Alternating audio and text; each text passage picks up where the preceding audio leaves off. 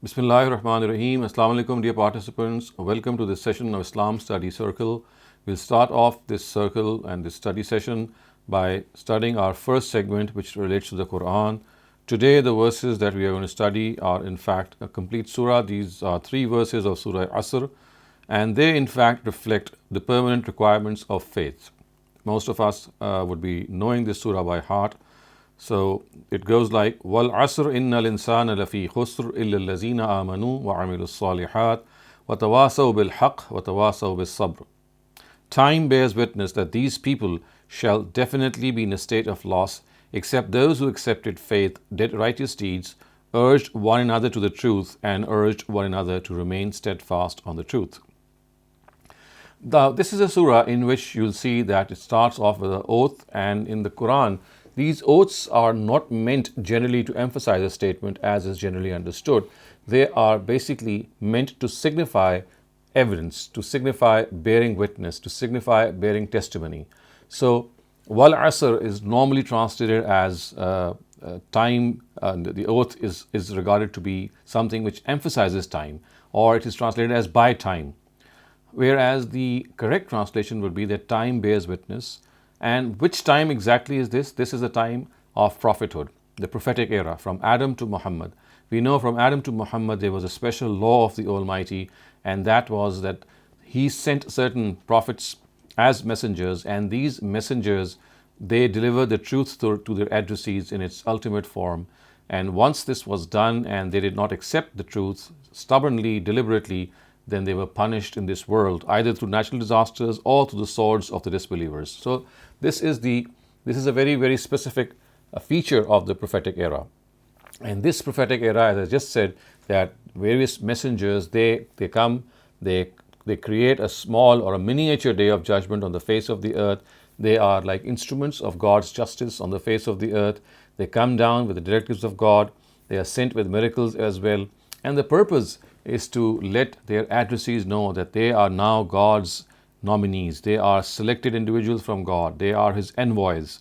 And now God wants to convey the truth without any adulteration.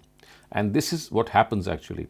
So within the lifetime of a Rasul, this truth is conveyed without any confusion, without any diversion. And people then are left with no excuse but stubbornness to deny it. And this in the terms of the Qur'an is also called Itmamul Hujjah, which means conclusive communication of the truth. So, if you look at this prophetic era, which extends from Adam to Muhammad, you'll see that various messengers which came in this era and their life stories and their sagas and their accounts have been preserved not only in the Qur'an but also in the Torah and in the Injil, the Gospels as well.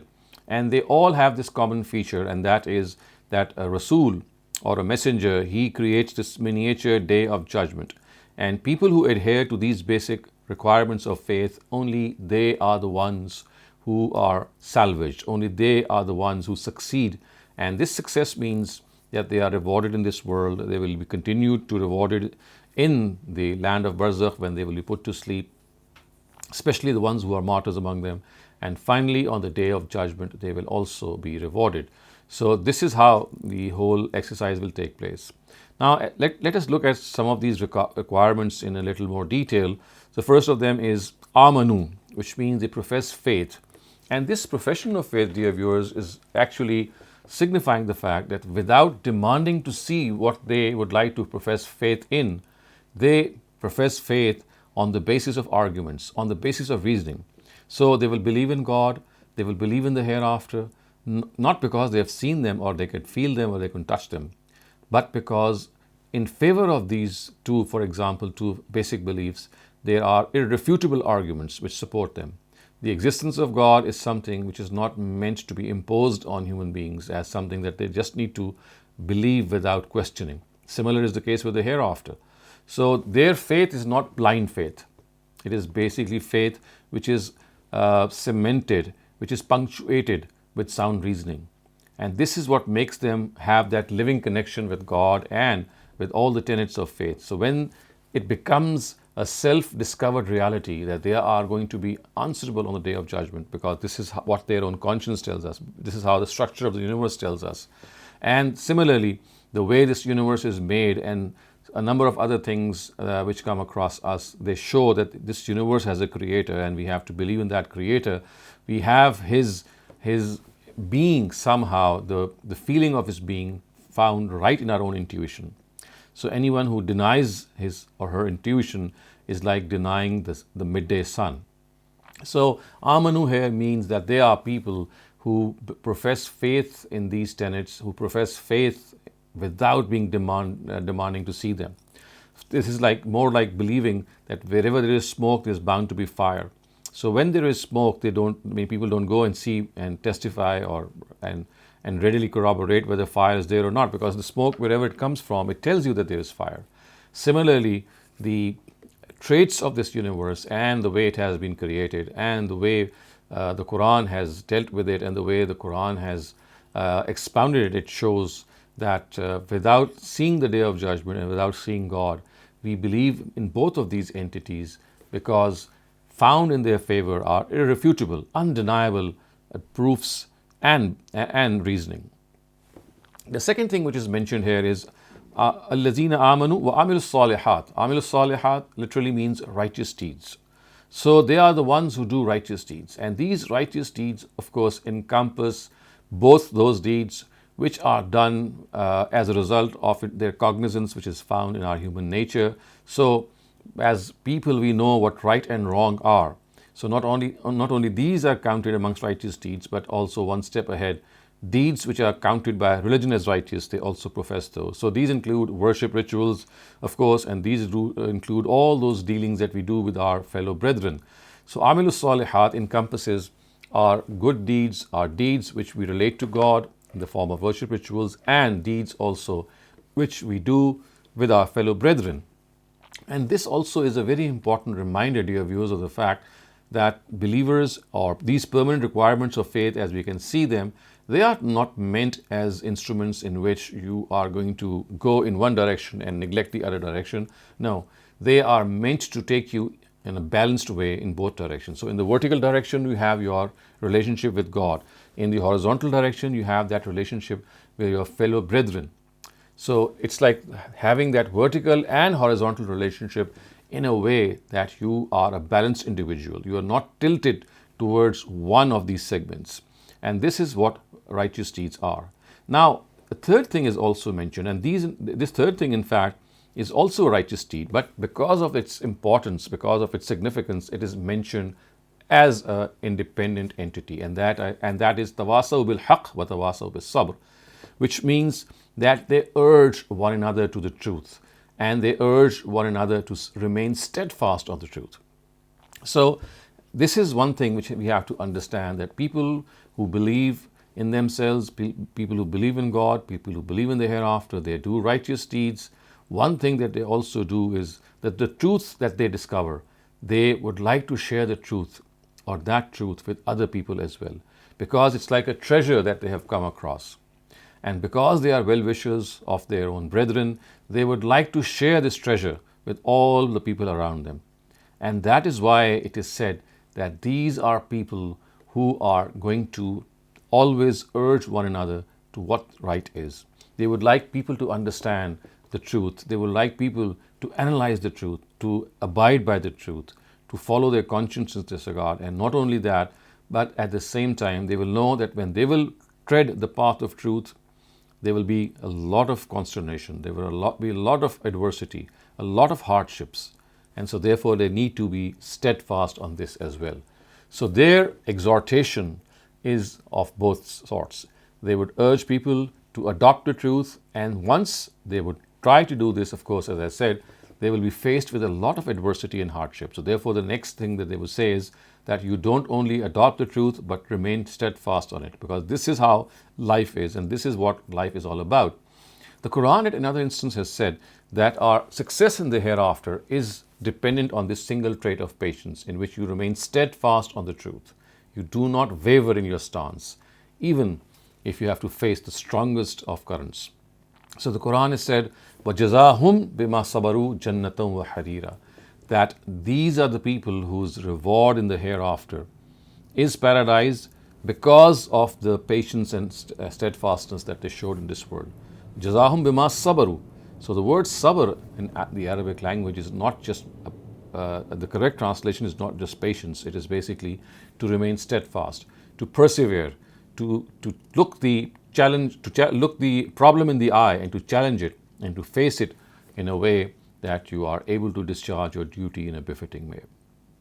Now let us come to the next segment of our study circle, and in this segment we study a hadith of the Prophet. So this hadith, viewers, is from the Al-Jami al-Sahih of Imam Muslim, and it is reported by Jarir, and it says, "An Nabi sallallahu alayhi wasallam qal, man yuhram al-rifq yuhram al-khair." Jarir reported that the Prophet said, "He who is devoid of gentleness is in fact devoid of goodness." What a beautiful advice which the Prophet has given us. It tells us that believers are not harsh. They are not people who walk or talk or conduct themselves in a way that people just vanish from their presence because of their harshness. On the other hand, they are very gentle. They speak in a gentle way. Even if they have to face adversity, even if they have to face persecution, their own style does not cross this. And the narrative actually says that a person who is not gentle, who does not have this softness in him or her, he has lost a lot of good. It would mean that he has lost a lot of treasure that he could have gained from God, and as a result imparted it and dispensed it with to people around him. So to be soft, to be kind, to always look at the positive side of things, to always regard people with respect, to think about them that if harshness is something which is going to basically satisfy our own ego, it's not going to sit well with our adversary. So we are harsh at times in imposing our decision on our subordinates, on our children, on people who are answerable to us.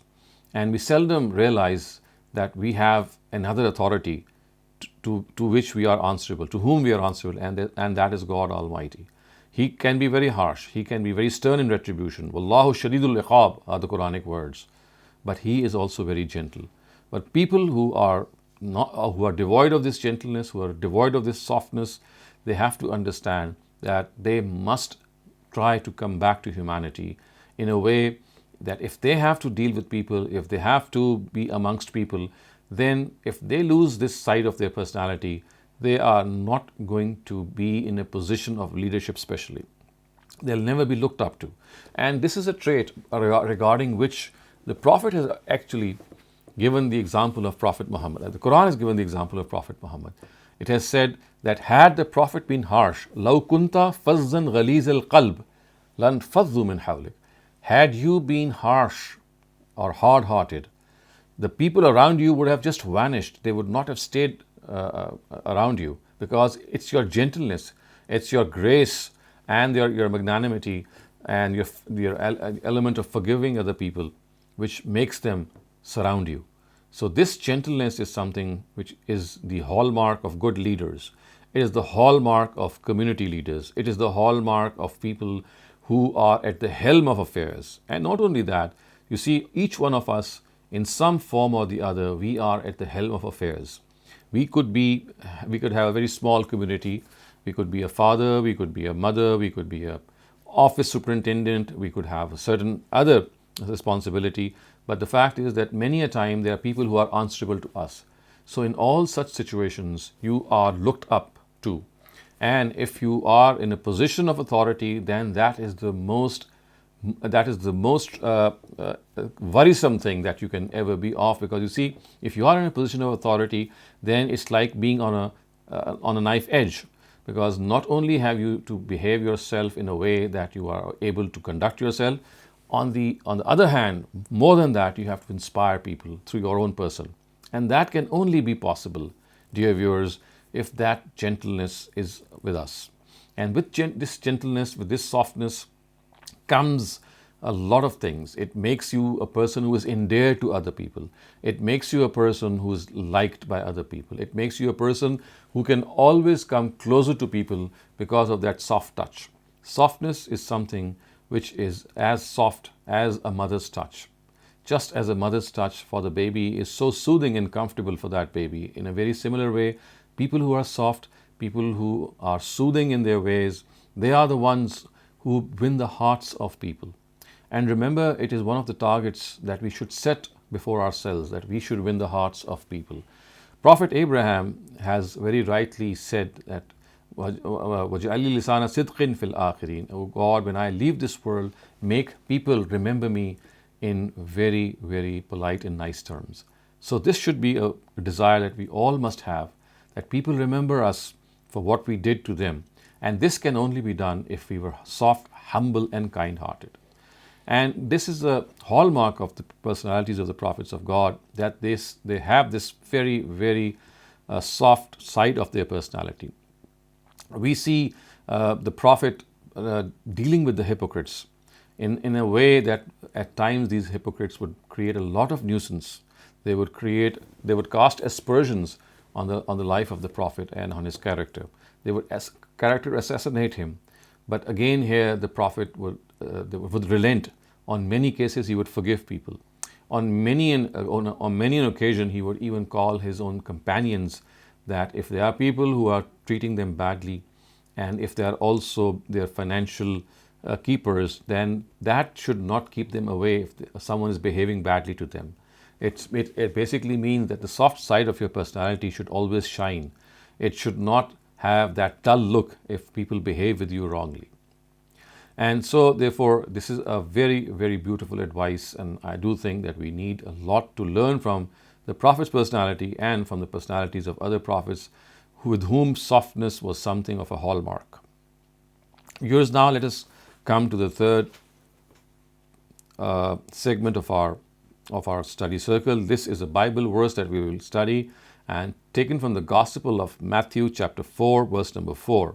It says, "It is in the writings, bread is not man's only need, but every word which comes out of the mouth of God." Again, a beautiful way to explain the realities of life. So it tells us that we don't just have this physical existence which is nourished by bread. We also have a spiritual existence. And the fodder of that spiritual existence is the Word of God. So listen once again. It says, bread is not man's only need, meaning that you just don't need bread only, because bread is going to satisfy your physical need, your bodily need. But every word which comes out of the mouth of God is also needed, which is what is implied here, which means that because of our spiritual existence, we also need the Word of God to sustain us. So just as bread sustains our body, the Word of God sustains our spiritual existence. And this is again a very, very effective way to tell us that you must not forget, or rather we must not forget, that we have these two planes of existence, our physical existence and our spiritual existence. Both need to be nourished. What happens is that we are more after our physical needs, and they tend to engulf these spiritual needs. And how timely this excerpt is, because right ahead of us is the month of Ramadan. It's about to start in a couple of days. And the month of Ramadan exactly has the same objective, that it gives that nourishment to the soul. It regards that physical self with a little contemptuousness by telling that physical self that for some time, let's say 16 hours per day, you forget about those physical needs and let that spiritual existence come forward and quench its needs. So that spiritual need in that 1 month of Ramadan is given more fodder, it's given more importance, it is made to shine, it is made to rise high. And this is what Jesus has said here, that we need that spiritual sustenance, and that spiritual sustenance, as he has very nicely put it, it comes from the mouth of God, which means divine scriptures, which means the words of the divine, which means what God has told us. And that is precisely why, dear viewers, it is the month of Ramadan in which fasting has been made mandatory, because it was in this month that the Qur'an began its revelation. And it is a befitting gratitude that we owe to God by fasting. We thank Him by saying that, well, we will fast and we will follow your directives, because it was in this month that you gave us this beautiful gift of the Quran. So Jesus here is, of course, making this point in a very effective way, that don't forget that you have that spiritual existence. You need that fodder from God. If you fail to realize this, then you may become a strong individual in the physical sense, but your soul will become decrepit, dilapidated. It will die away. It will finish. And the death of a soul, you know what that means? It means that the distinction between good and evil becomes blurred. We forget about that distinction. We fall into sin readily. We are not able to control ourselves. This is what we know, or this is what we call that weakness of the soul, or the weakness of our spiritual existence. So to be morally strong, our spiritual existence must be strong. Spiritually, we have to go through a workshop. So just as we have a gym for our physical fitness, we need a spiritual workshop for our spiritual fitness. And this spiritual fitness, as I just said, it's just a matter of coincidence that the month of Ramadan is beginning in a few days, and there is no better a spiritual gym, I would say, than the month of Ramadan. It's like a gym that you go. It's like a routine that you follow on those 30 days, and the reason that you do that is that you become fitter in your soul later on. So the purpose of the month of Ramadan, clearly we can see from here, is that we should be more vigilant in our daily routine, in our personal development in the 11 months that follow that. It's not just an end in itself. It's a workshop whose actual practical manifestation will come to light the way we fare in the next 11 months. And hence this beautiful reminder by Prophet Jesus that don't forget the sustenance of your soul is also something which is very important. So we now come to the fourth and last segment before we open this mic for our question and answer session, and that is that we will have a discussion, a moderated discussion, and the topic today is how can we become responsible in life. So just to give you a small introduction to this topic, so you see, as human beings, responsibility is something which is such an important trait that every person should have, that without responsibility, without being people who have a sense of responsibility, we will never be trusted individuals. We will never be entrusted with high tasks. We will never achieve in life. We will never be able to make a difference in our lives. So one of the most important traits that every single person must have, and in fact we do have, it's just a question of polishing it, it's a question of nourishing it, it's a question of making it more stronger than before, is that we make ourselves responsible, not only ourselves responsible, but the next in kin, which is our generation, the next generation, we have to impart this sense of responsibility to them as well. For a person who is not responsible towards his duties, towards his fellow beings, he will never be responsible before the Almighty. So please put your views together, think deep, and share your vision and give us new ideas how we can become more responsible. Over to you, Mariam. Thank you very much, Dr. Saleem.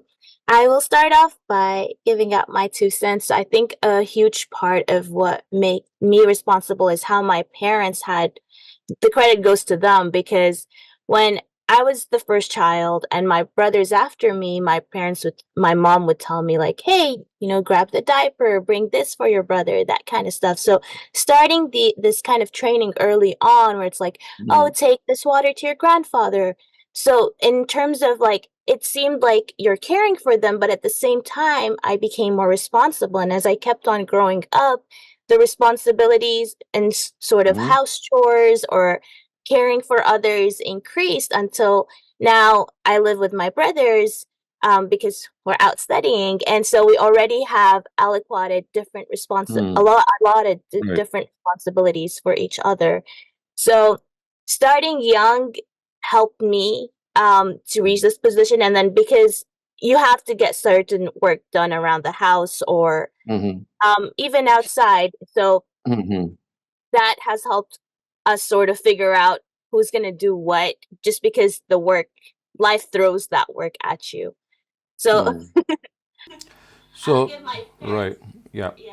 I think this is a very nice way to inculcate responsibility, that you assign chores to your younger people, to your children maybe, so that Once those chores are, you're made responsible of those chores, of course you'll be held accountable, and it could be as minor as maybe shutting off the lights of a room or closing the door at night or going to the market for grocery. So these are all small tasks and chores which every parent does, and if if they delegate these tasks to their children, then they also learn to become responsible. So it's I think it's a very beautiful way to learn responsibility. Thank you, Dr. Saleem. Rohan, you're up next. Please go ahead. Thank you. So the way I have become more responsible is that I recently got married, and now I know whatever I do will have an effect not only on myself but on my partner as well. So I recently started focusing more on my job because I know, I became more responsible at work because I know I have to earn for not only for myself but also for my partner. Similarly, I started taking more control of my emotions because I know that now it's going to affect my partner as well. And I also started taking care of my health as well. I became more responsible in that aspect so that my illnesses never become a burden on my partner. So that's something that helped me. Right.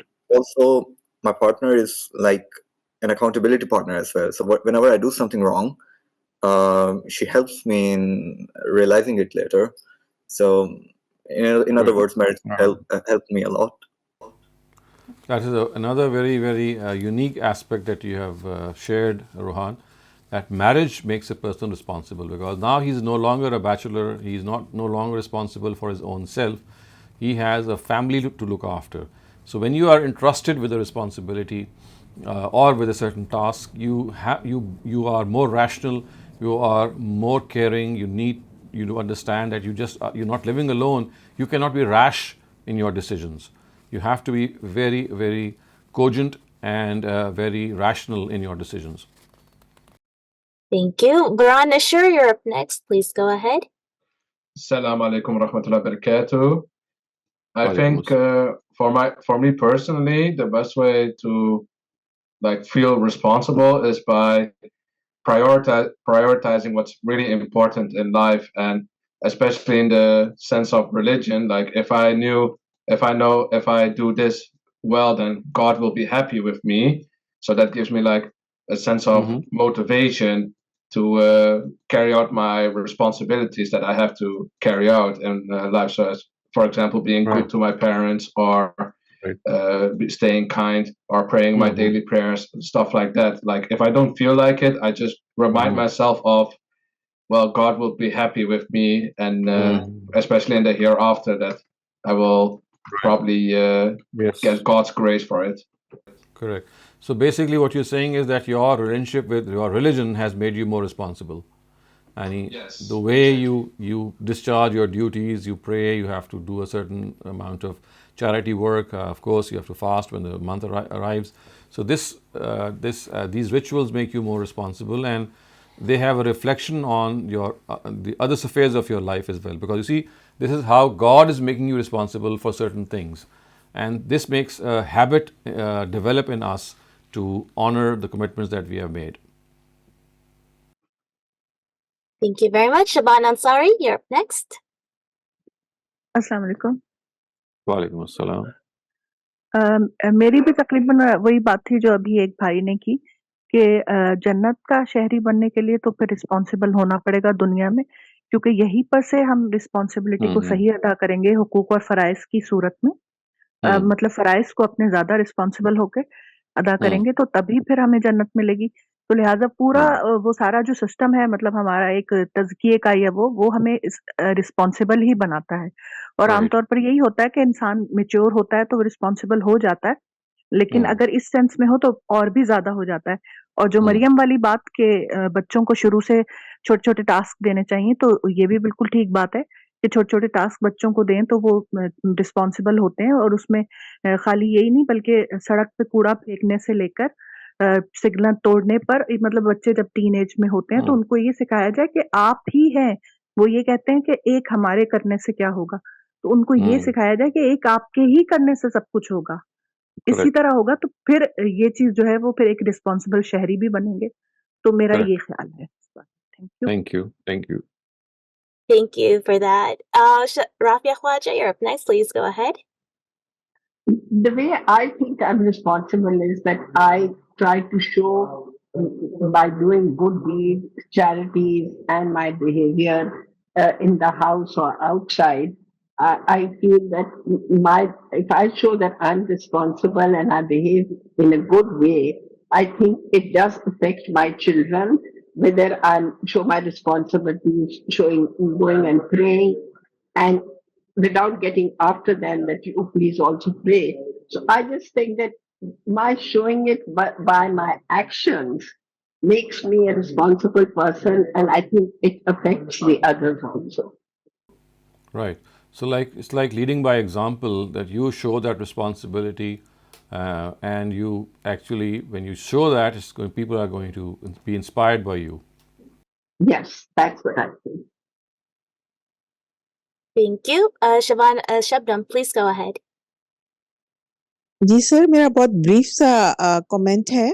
Sir, मुझे लगता है कि मैंने हमेशा life में अपने decisions को own करना सीखा है। बहुत दफ़ा इंस्टेंसेस हुए जबकि लोगों के मशवरे या बल्कि पुश करना भी जो मेरे लिए सही नहीं रहा या गड़बड़ हुआ, लेकिन मैंने हमेशा अपने डिसीजंस को ओन किया है कि फाइनल डिसीजन तो मेरा ही था। तो मैंने अपने आप को रिस्पॉन्सिबल हेल्ड किया है और उससे फिर बहुत बेहतरी मुझे अपने उसमें बेहतर नजर आई। Right. So basically, it is taking responsibilities of our mistakes, which makes us realize at the same time, it makes other people realize that taking responsibility of your mistakes is a means to become a better person. Because unless you take responsibility of what you wrongly did, you just cannot improve upon them. You cannot improve yourself.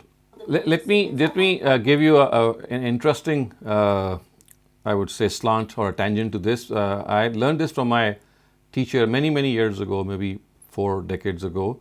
So he would do one thing. He said that if you would like to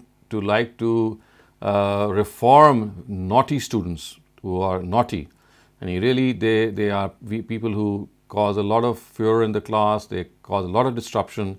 So he would tell us that whenever you are faced in your teaching with naughty students, one thing to make them naughty less or lose that naughtiness is to appoint them as class monitors or give them some important responsibility.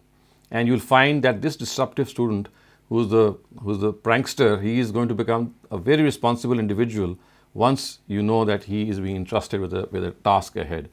So I did this in my teaching years as well, and I found it to be a very handy thing as well, that if you find people or a class full of students who are really rowdy, then select the rowdiest of them and make him in charge of the class, and that will have an effect on the rest of the people as well. I cannot say for all, but it has worked a lot of times. So again, you see, the importance is here of responsibility.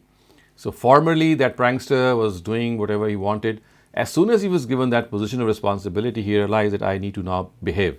I must do my due. So at times, giving responsibility to people also transforms their lives. Another thing that I did learn from some Japanese people through their writings, of course, and some other ways as well, was that one way to create that responsibility or build responsibility amongst younger people is to give them a seed and tell them that you are going to look after this as a seed, because this is a plant which is going to develop in 15 days or 20 days, and you have to water the plant, you have to put manure in it, you have to be careful about the sunlight and the shade, the time that it has to spend there, and you have to look after it as if you look after a baby. And this is a thing which has worked wonders with the younger lot, because you see, now they are made responsible of something that they know, and the seed that they would generally give would be the one that would sprout soon, so that the whole process would not go beyond a month or so, in which that sapling would come out and there would be a bud and then a flower and something like that. So the whole process would be very short, and a child would witness this, that he is tending to that plant, and the more he is tending to that plant, the more blossoming that plant becomes, and the more careless he is, the more badly shaped that plant would be.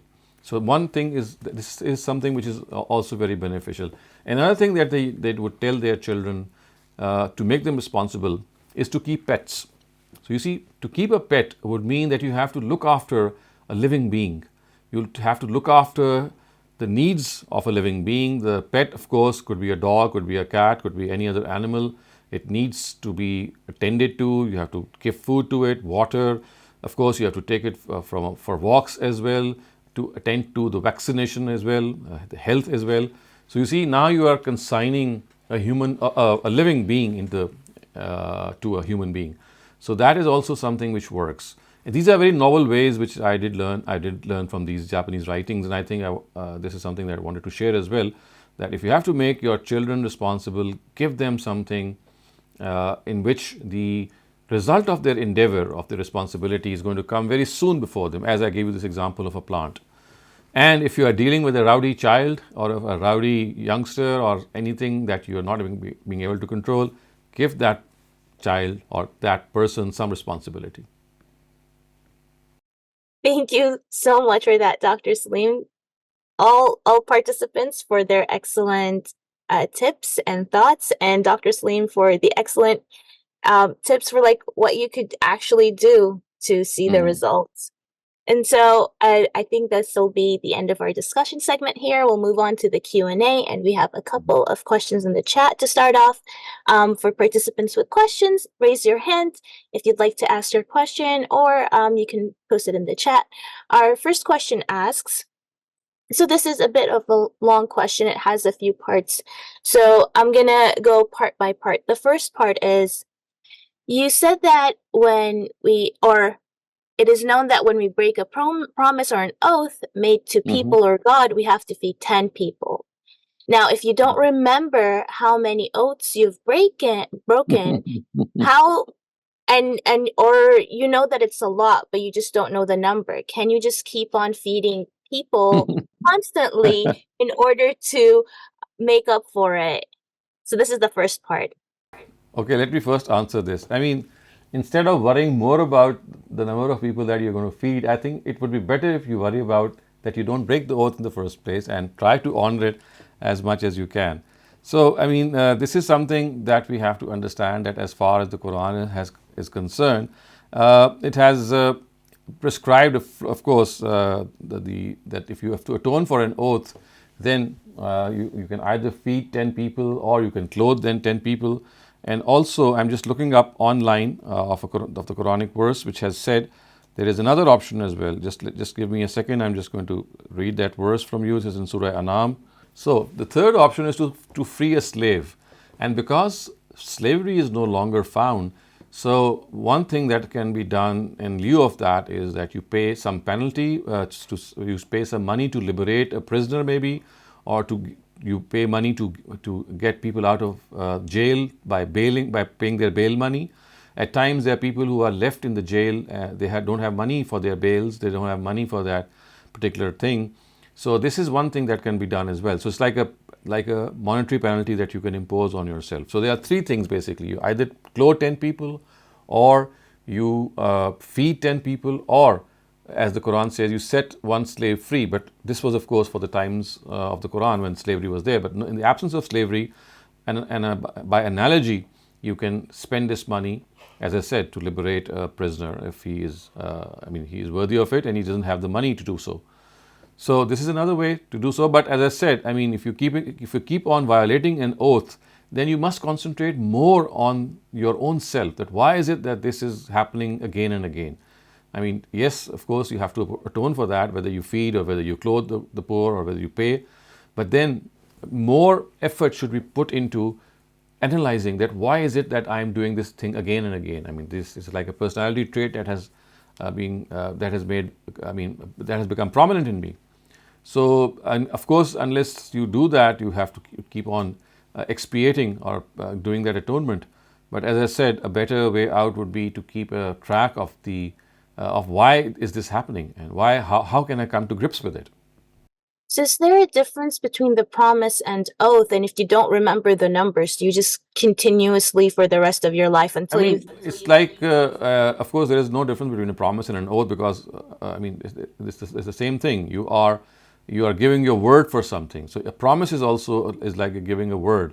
And if you've promised someone that you're going to do it and you break that promise, I mean, there are promises which people make with other people. For that break, I mean, if you break that promise, I mean, that is between you and that person. But if you promise yourself something that I'm going to do this and you don't do it, so that becomes like an oath. So, I mean, you have to make this difference. When you promise with someone else, then that is, I mean, not liable for this atonement. That is something in which that person will decide how he would atone, how he would like it to be atoned. But this is something that you do it on your own. You swear that, okay, I'm going to do this, I'm going to do that, but you end up not doing it. So whether it's a promise or a oath that you have taken, it's very close. I mean, it's almost equivalent. And so when it comes to feeding or clothing 10 people, should it be different people each time, or can you feed one person? Again, you see, the Quran is silent here, and obviously it wants people, I mean, 10 different people, so that they could be, so that the benefit of your charitable act, or which is actually an atonement, should reach a wider range of people. Thank you very much, Dr. Saleem. Our next question asks, this is in response to your lecture on spending in charity.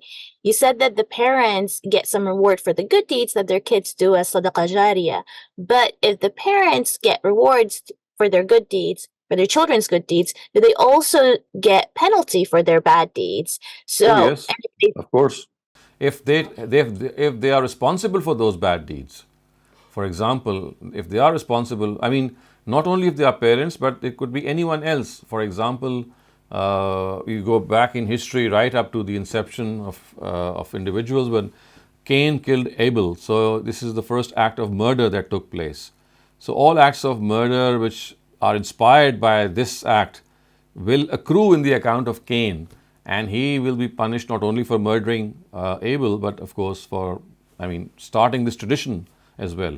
So it goes on in both ways, whether you do it positively or negatively. Everything that you do, the effect is either going to be right in front of you during your own lifetime, or it will continue to take shape once you pass away. In both cases, whether it's a positive impact that you do or a negative, it's going to have an effect on your own account. So if it's a positive, you'll be rewarded, and if it's a negative, you'll be punished for that. Could you provide any references from the Qur'an or Hadith for that? I mean, these are common sense things. You see, you are the originator of a sin. You see, it's like being guilty of a sin. When I am inspiring people to do a bad thing, you don't need to have a reference from the Quran. It's just like saying that you are the person who is responsible for something. So I'm responsible for what I'm doing, and I'm also responsible for what I am inspiring in the lives of other people, because now I am becoming the source of that evil. What proof does that require? Sir मेरा सवाल ये female के लिए एक जो कुरान में अलग से हिदायत है कि अपनी छुपी हुई जीनत को जाहिर ना करो गैर महरम के सामने, उसके मुतालिक है। कोई भी जीनत के बारे में अगर हम दिमाग में सोच रहे हैं तो बस कुछ वो जीनत, एक तो हम लोग कपड़ा, गर्ल्स जो है कपड़ा पहनती हैं, उसके बाद फिर चेहरे में जीनत करती हैं, या तो हाथ में करती हैं या तो पैर में करती हैं, और ये आमतौर पर जाहिर ही होती है। ठीक है, कपड़ा भी सबको दिखता है, चेहरे की जीनत भी दिखती है, हाथ की भी दिखती है, पैर की भी दिखती है। तो ये छुपी हुई जीनत से क्या मुराद है, स्पेसिफिकली समझ में नहीं आ रहा है। और जी सर, जी प्लीज कंटिन्यू। हाँ, और सर कोई भी मतलब कोई छुपी हुई जीनत दिमाग में लिस्ट आउट ऐसी नहीं हो रही है जो कि गैर महरम से छुपाना जरूरी है, लेकिन अगर घर के बाप, भाई, मामा, चाचा के सामने दिखे तो कोई हर्ज नहीं है, तो उसको काइंडली लिस्ट आउट कर दिए। तो मैं आपका जवाब मैं उर्दू में दे देता हूँ। देखें, कुरान के जो अल्फाज हैं, ला युब्दीना ज़ीनतहुन्ना इल्ला मा ज़हरा मिन्हा, इसमें छुपी हुई जीनत का जिक्र ही कहीं नहीं है। अल्फाज हैं कि वो अपनी जीनतों को जाहिर ना करें सवाए इसके कि जो आपसे आप जाहिर हैं। इसमें छुपी हुई का तो कहीं भी तस्करा नहीं है। ये आपने कहाँ पढ़ लिया? अच्छा, तो मतलब वो कौन सी जीनत को नहीं, मुराद यही है कि वो जीनतें जो आपसे आप जाहिर हैं, उनको उनके बारे में उनको रियायत दी गई है कि उनको वो जाहिर कर सकती हैं। यानी हमें उनको जो जीनतें जाहिर हैं, यानी वो कौन सी, उनको आपने गिनवा दिया है। हाथ, पाँव और चेहरे में अगर आपने कोई जीनत की हुई है, या कपड़ा जो आपने पहना हुआ है, तो ये आपसे आप जाहिर है। इसको खुदावंद ताला ने कहा है कि इसके अलावा अगर आपने कहीं जीनत की हुई है तो उसको ढांपें। ये जो आपसे आप जाहिर हो जाती है, इनको ढांपने की जरूरत नहीं है।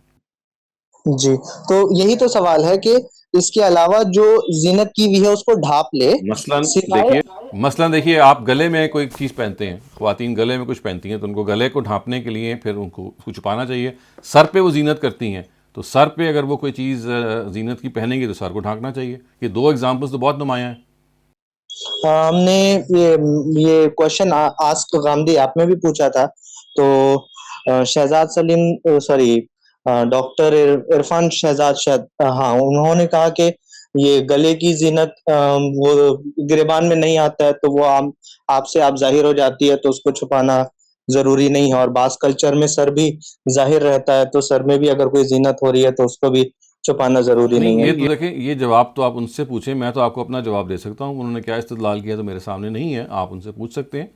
लेकिन जीनतों को छुपाने का मतलब आप उसूलन समझ लेना। कुरान ये कहता है कि वो आज़ा जो आपसे आप ज़ाहिर होते हैं, आपसे आप, उन पर अगर आपने जीनत की हुई है तो उनको छुपाने की ज़रूरत नहीं है। अब इसमें इख्तलाफ हो सकता है कि सर जो है वो आपसे आप होता है कि नहीं होता, गिरेबान आपसे आप होता है या नहीं होता। इख्तलाफ तो असल में इतलाक़ में है। उसूल ये है कि आपसे आप जिन चीज़ों को, आपसे आप का क्या मतलब है कि जिनको छुपाने के लिए कोई वजह होनी चाहिए। यानी आप देखिए कि हम चेहरे को छुपाते हैं तो कोई वजह होती है, वरना छेड़ा खुला रहता है। हाथ छुपाते हैं तो कोई वजह होती है, जबकि सर ऐसा नहीं है। सर आप मजहबी तौर पर भी छुपा लेते हैं। सर जो है वो बहुत सारे जो कल्चर्स के अंदर वो टोपियाँ वो वैसे ही पहन लेते हैं। तो इस वजह से सर के बारे में मुझे तो ये बात दुरुस्त नहीं लगती है। इसलिए मैं तो हमेशा ये कहता हूँ कि सर जो है उसमें अगर आपने कोई जीनत की हुई है तो उसको तो छुपाया जाएगा। इसी तरह से गरेबान जो है, उसमें तो कुरान ने ये कह दिया है कि वल यद्रिबना बिखुबुरिहिन्ना अला जुयूबिहिन्ना, जुयूब कहते ही गले को और सीने को है, कि उनको ये चाहिए कि वो अपनी जो जीनतें हैं जो छुपी हुई हैं उनको ढांपें, और उसके लिए अपने ओढ़नी का जो बुक्कल है वो अपने चेहरे पर, अपने सीने पर बांध लें, ताकि वो जो गरेबान की जीनत है वो नज़र ना आए। अच्छा, यही कंफ्यूजन है कि ये जो हुक्म है, तो ये तो महरम के लिए भी होगा ना? अगर मेरे मामा है, चाचा है, ठीक है, तो नहीं, उनके उनके लिए सामने क्यों भी होगा? तो नहीं, उनके लिए तो नहीं होगा। ये है ही अच्छा। महरम लोगों के लिए। Thank you. Baran Ashur, you're up next. Please go ahead.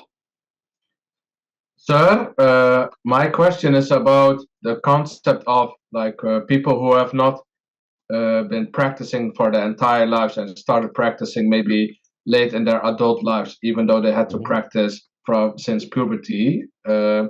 People say they have to make up for all the missed prayers, missed fasts, missed Ramadans, missed zakats, stuff like that. But it's very hard to keep track of that because, especially Right. if you have no idea how much money you made or how much prayers you missed. What's the best way to make up, or is it even necessary? So first of all, there is no explicit guidance which is found in the Quran or any of the sayings of the Prophet, which tells us that you have to make up for what you have lost in your life. It is basically a personal feeling that accounts for it. So my understanding here is that if the things that you have missed in life, I mean, if the number is huge, something which is beyond you, I think the only thing that can be done is to repent and start over again. But if there is something which is manageable, I mean, like a couple of years of worship rituals that you were not able to offer, then maybe someone can think that, well, I can cover them. So it's basically a self decision. But in general, I would say that if you are a person who, or any person who has lived a life in oblivion, or who was careless or indifferent in any way, and now he or she suddenly realizes, then maybe I think God is going to be merciful on that person and he can start afresh.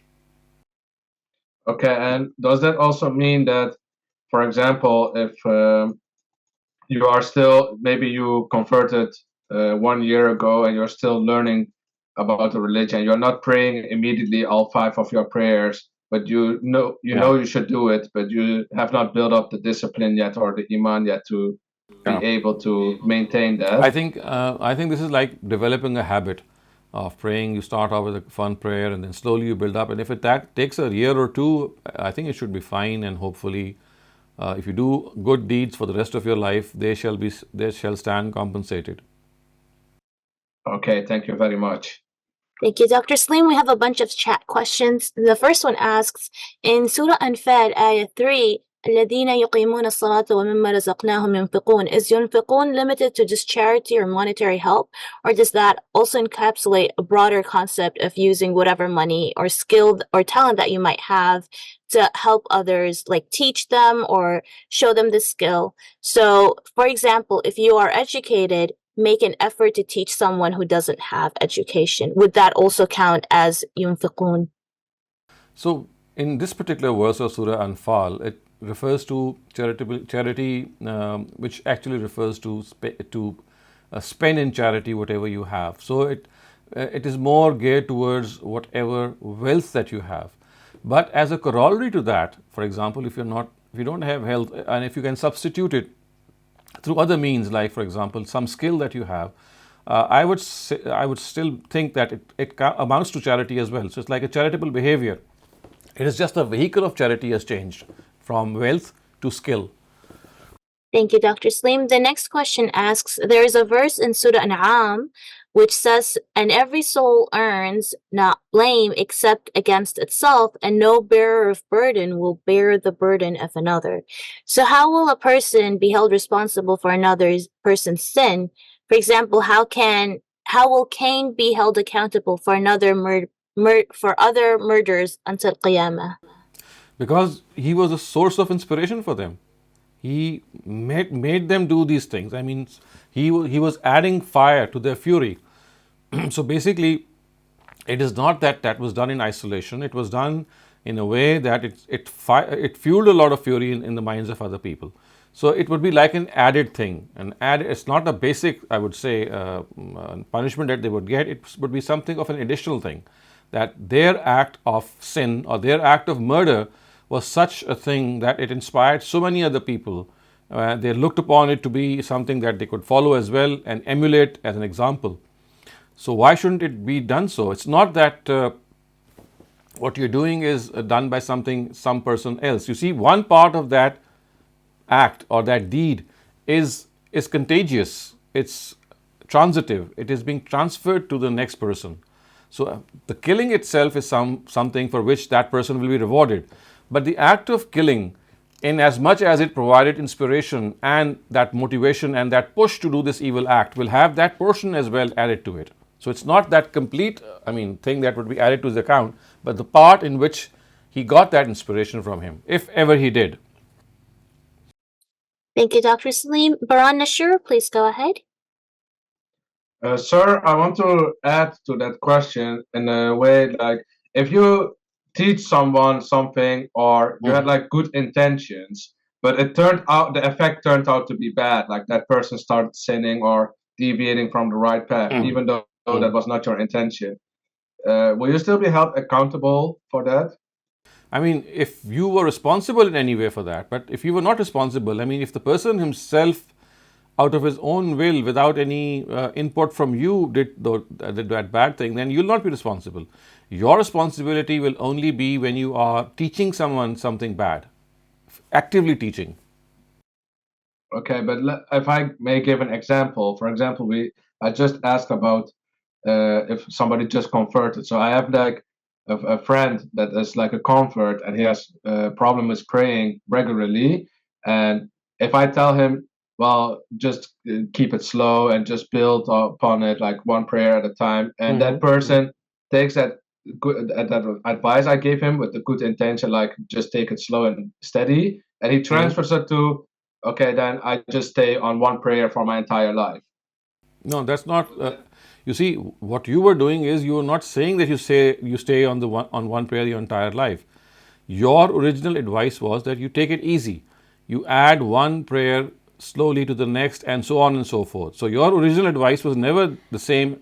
You never said that you stay on one prayer. You gave him a complete package to follow, and you just enumerated the steps that please go stepwise. So I think if you tell the person the whole story and the whole picture, and tell him that this is the target that you have to meet or reach, but you do it slowly and stepwise, and that is very clear. If this happens, that you're not responsible, because you never said that there's just one prayer. All that you said was that to achieve 5 prayers, go gradually. Okay, I understand. And if I may ask another question about this topic, what if Like, for example, in your younger years, you advise someone something bad, and that person has completely deviated from the right path, and you feel regret and you want to show remorse or ask for forgiveness. How should you do that? I didn't get you. When you guided someone, and then what happened? Like, if you push someone to a sin, to a certain sin, Okay. and that person has completely deviated from the path because of that sin, and you feel bad and you want to show remorse or ask for atonement or help that person, how should you do that? The way, of course, is simple, that you try to make friends with that person and try to tell him that, well, I was the one who misled you, and I have realized that it was a bad thing, and I'd like to communicate my realization to you as well. So your job is done after that. If he doesn't realize, I mean, then it's up to him. All that you can do is you tell him that, well, I was the one responsible for your deviation, but now I realize that I was wrong. So I've come to you with this desire that I also tell you that this is not the right thing. So you've done your job. However, if the person doesn't listen, then it is his responsibility. Okay, and if that person tells me you ruined my life because of that, well, you see, if the person tells you, it all depends. You see, we are more talking hypothetically. Otherwise, if you have a pinpointed example, you see there are several details that have to be known before I can give an exact answer. I mean, if someone says that you ruined my life, there could be a number of responses to that. For example, I mean, did you do it knowingly, deliberately, or did you do it out of ignorance? Did you realize at that time, or did you realize later on? Was it the person himself who realized, or is it that someone else made him realize, or some other event happened? So you see, there are so many contingencies that unless we know what exactly transpired in the complete sense, we cannot say anything for sure. But one thing that we can say for sure is that if you are responsible for something, then you should take responsibility for that and communicate to the person that I was wrong. I was not. I realized my mistake, and I would like to let you know as well that I was a bad influence on you, or maybe I inspired you in a bad way. So I think that is enough as far as your repentance and remorse is concerned. All right, thank you very much. Thank you, Dr. Saleem. In terms of the question about Surah Al-An'am, there is a follow-up question that is asking about the context of the verse. Should I repeat the verse? Yes, please. It says, and every soul earns not blame except against itself, and no bearer of burdens will bear the burden of another. What's the context behind this? Well, I would need to look it up. I'm not. Don't have it in mind. I would need to look it up. Okay, thank you, Dr. Saleem. Umar Saeed, you're up next. Please go ahead. अस्सलाम वालेकुम doctor साहब। वालेकुम अस्सलाम। Doctor साहब, अभी आप एक पर्दे के ऊपर क्वेश्चन हुआ था, वो उन्होंने कहा था कि जीनत को छुपाना है, तो जीनत का डिसाइड कौन करेगा, पर्सन या माशरा? जीनत तो एक अरबी ज़बान का और उर्दू ज़बान का एक आम लफ्ज़ है। इसमें किसी को डिसाइड करने की ज़रूरत नहीं है। जैसे मैं कोई लफ्ज़ बोलता हूँ तो उसका लफ्ज़ वाज़ेह है। जीनत का मतलब है कोई ऐसी चीज़ जिसके नतीजे में आप कोई चीज़ इजाफ़ा कर रहे हैं, ऐड कर रहे हैं अपनी ब्यूटिफिकेशन के लिए। मा यतज़य्यनु बिही जिसे कहते हैं ना, कि कोई चीज़ आप एडिशनली ऐड करके एक है ना, नेचुरल ब्यूटी हो सकती है, या नेचुरल जो आपके पास अल्लाह ताला ने हुस्न दिया हुआ है, उसमें आप किसी चीज़ का पैबंद लगा रहे हैं, कोई मज़ीद चीज़। जैसे उसकी एक बड़ी नुमायाँ मिसाल ज्वेलरी है, ज़ेवरात हैं। ज़ेवरात सबसे नुमायाँ मिसाल हैं जीनत की, कि अब वो ज़ेवरात आपने एक एडिशनल ट्रिंकेट है जो आपने ऐड किया है। सो जीनत हमेशा उस चीज़ को कहते हैं कि जो आप खारिज से इजाफा करें आप किसी न किसी पहलू से। वो तो डिफरेंट माशरे में डिफरेंट होगी ना। अगर मैं यूएसए में रहता हूँ वो जीनत दूसरी होंगी। नहीं, बिल्कुल भी नहीं। देखें, जीनत का तो मतलब ही है कि चीज़ को ऐड करना। देखें, जीनत का तो मतलब ही है कि चीज़ को ऐड करना। अगर आप इसकी मिसाल लीजिए, अगर हम जीनत ही के लफ्ज़ को ले लें और सर की मिसाल ले लीजिए, बालों की मिसाल ले लीजिए, तो बाल जब ख़वातीन ने कंघी की हो, सिर्फ सादी सिंपल कंघी की हुई है, लेट्स से कोई क्लिप भी लगा लिया है या कोई इस तरह की चीज़ लगा ली है, तो इसमें जीनत तो कोई पहलू नहीं है। जीनत का तो मतलब है कि आप इसको ब्यूटीफाई किया हुआ है। तो वर्ड ब्यूटिफिकेशन जो है, जैसे हम अंग्रेज़ी में इस्तेमाल करते हैं, और बिल्कुल वही है तज़ीन उर्दू में। जो लफ्ज़ ब्यूटीफाई अंग्रेज़ी में है वही तज़ीन उर्दू में है। तो ब्यूटिफिकेशन का जो प्रोसेस है یہ اصل چیز ہے. اور ہاں اس میں یہ بھی ہو سکتا ہے کہ کوئی خاتون یہ کہہ سکتی ہے کہ بھئی یہ بیوٹیفیکیشن کی چیز کو آپ سمجھ رہے ہیں، میں اس کو نہیں سمجھتی. تو یہ چھوٹا موٹا اختلاف ہو سکتا ہے، اور اللہ میاں نے اس کو روا رکھا ہے. یعنی اللہ میاں نے تو آپ کو اصولی گائیڈ لائن دے دی ہے کہ آپ اپنی یہ جو تزئین کی جو چیزیں ہیں جس میں آپ کو چیز ایڈ کر رہی ہیں اس سے آپ کو چاہیے کہ آپ پرہیز کریں، اور اگر آپ نے کی ہوئی ہے تو اس چیز کو ڈھانپ لیں پھر. Thank you very much, Dr. Saleem.